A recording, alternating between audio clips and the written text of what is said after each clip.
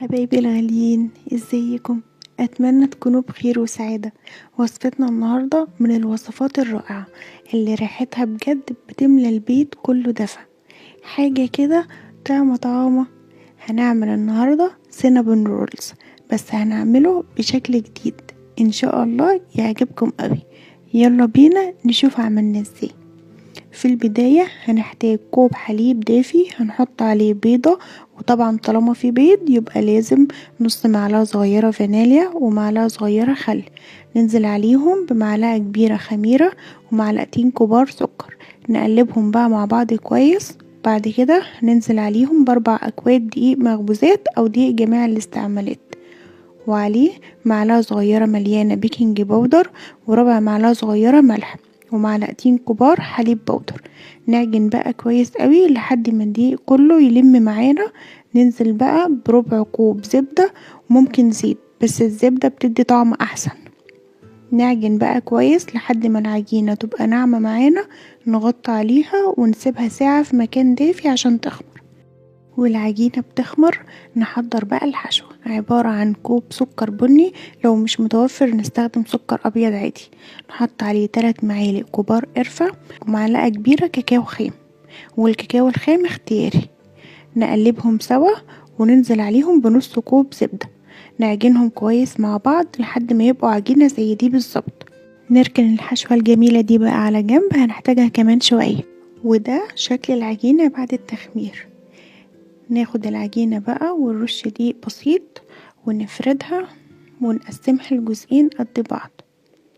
ناخد بقى اول جزء ونبدأ نفرده على شكل مستطيل بسمك سنتي زي الشكل ده بالظبط. الحشوة بتاعتنا بقى الجميلة ونبدأ نفردها على العجينة بالشكل ده. نبدأ بقى نلم طرف العجينة لحد النص بالشكل ده، وبعد كده نتني الطرف التاني عليه. نسويهم بقى على بعض كويس، ونجيب سكينة او قطاعة ونحدد القطع على قد بعضها، وبعد كده نقطعها بالشكل ده. شايفين طبقات السينابون؟ تحفة. ناخد بقى قطعة قطعة ونبدأ نفردها حاجة بسيطة، وبالقطاعة بقى نعمل فيها 3 شرايط زي دول بالظبط. نبدأ بقى نضفرهم، وطبعا كلنا شاطرين في عمل الضفيرة، هتبقى بالشكل الجميل ده. نلف الضفيرة بقى على بعضها. شايفين الجمال ده؟ نخلص بقى كل الكمية ونرصها في صينية الكب كيك، ونغطي على السينابون ونسيبه نص ساعة عشان يخمر تاني. بعد التخمير ندخله بقى فرن سخن مسبقا على الرف الوسطاني ودرجة حرارة 180 لمدة تلت ساعة، وبعد كده نشغل الشواية اخر 5 دقايق عشان ياخد لون ذهبي وجميل.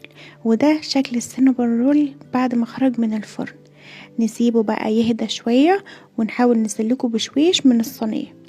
نخرجه وهو لسه دافي، ونجيب نص كوب سكر، مش شرط سكر بني، ممكن سكر ابيض عادي، ومعلقتين كبار قرفة، وندحرج فيهم السينابون بالشكل ده. لو مش حابين الخطوة دي ممكن نحط عليه حليب محلى مكثف واي صوص عندكم. انا هنا حطيت صوص كراميل وصوص شوكولاتة. بسم الله ما شاء الله، بجد السينابون تحفة، وريحته كانت مالية البيت من جماله. مش قادرة اوصف لكم طعمه كان عامل ازاي، حاجة كده لذيذة بجد. ودي طبعا لكل عشاق السينابون. ولا عجينته كانت تحفة زي القطن. بجد انتوا لازم تجربوه بنفسكم. يلا، اتمنى الوصفة تكون عجبتكم، ومستنية تطبيقاتكم وتعليقاتكم الجميلة، وبألف هنا وشفا مقدما على قلوبكم.